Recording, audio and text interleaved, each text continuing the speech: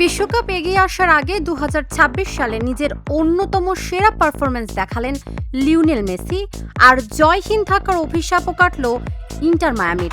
MLS-এর সোমবার পোর্টল্যান্ড টিম্বার্সের বিপক্ষে 2-0 গোলে জিতেছে মায়ামি। ম্যাচে 31 মিনিটে নিজে গোল করার পর 42 মিনিটে দারুণ এক পাসে মেক্সিকোর ফরওয়ার্ড এরম্যান বোর্তারেনকে দিয়ে গোল করান মেসি। এতে নিজেদের নতুন মাঠ নু স্টেডিয়ামে প্রথম জয় পেল মায়ামি। গত মাসে উদ্বোধন করা নু স্টেডিয়ামে এটা ছিল মায়ামির পঞ্চম ম্যাচ। 27,000 আসনের এই স্টেডিয়ামে 3 ম্যাচ ড্র করেছে মায়ামি। অরল্যান্ডো সিটির বিপক্ষে এই মাঠেই 3-0 গোলে এগিয়ে থাকার পর হেরেছে 4-3 গোলে। শেষ পর্যন্ত পোর্টল্যান্ডের বিপক্ষে নতুন স্টেডিয়ামে জয় খরা কাটাতে পারল মায়ামি।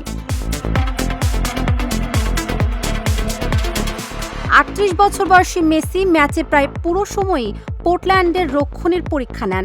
বিশ্বকাপ শুরু হতে 1 মাসেরও কম সময় বাকি থাকতে মেসি বুঝিয়ে দিলেন আর্জেন্টিনার শিরোপা ধরে রাখার লড়াইয়ে নামতে তিনি কতটা প্রস্তুত। বিশ্বকাপ সামনে রেখে গত মাস থেকেই ফর্মে ফেরার ইঙ্গিত দিচ্ছেন মেসি। মায়ামির সর্বশেষ 4 ম্যাচে গোল করার পাশাপাশি সতীর্থদের দিয়ে গোলও করা। এবছর MLS-এ এখন পর্যন্ত 13 ম্যাচে 12 গোল করার পাশাপাশি 6 গোল করিয়েছেন আর্জেন্টাইন কিংবদন্তি।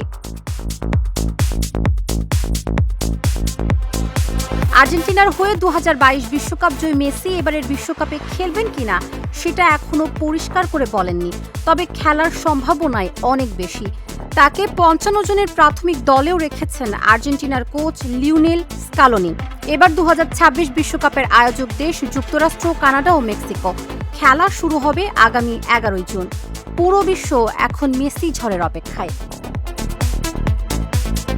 তাবাসসুম সেজুথি, ঢাকা জার্নাল।